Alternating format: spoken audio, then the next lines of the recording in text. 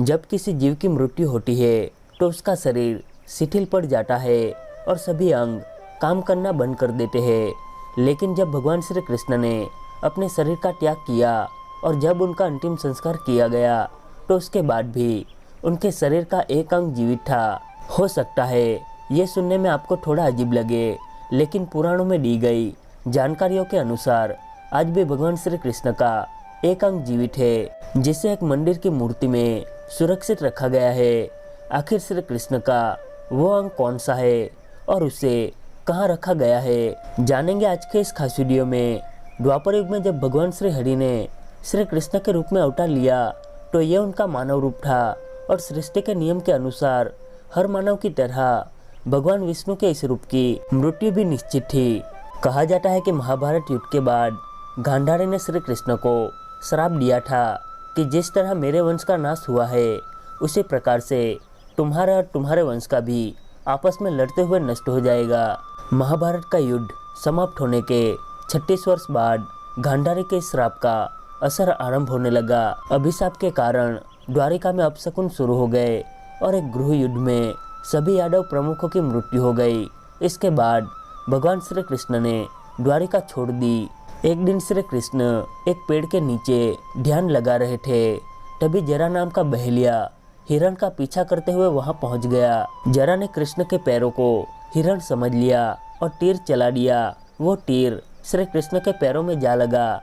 जैसे ही बहेलिया को अपनी गलती का एहसास हुआ वो श्री कृष्ण के पास पहुंचा और उनसे माफी मांगने लगा।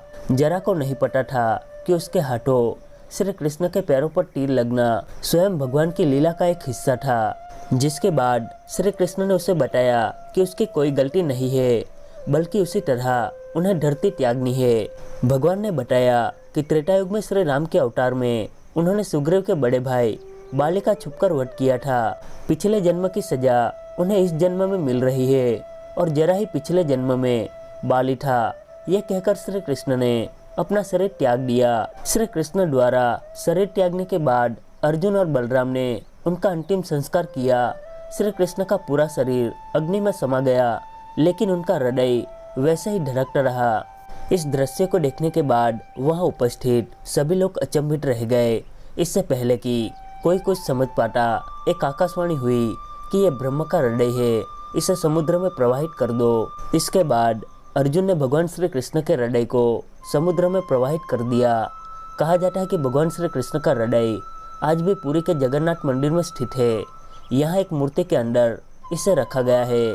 भगवान के इस हृदय के अंश को ब्रह्म पदार्थ कहते हैं। भगवान जगन्नाथ की मूर्ति का निर्माण नीम की लकड़ियों से किया जाता है और हर 12 साल बाद मूर्ति बदली जाती है। जब इस रस्म को किया जाता है तो उस समय पूरे शहर की बिजली को काट दिया जाता है।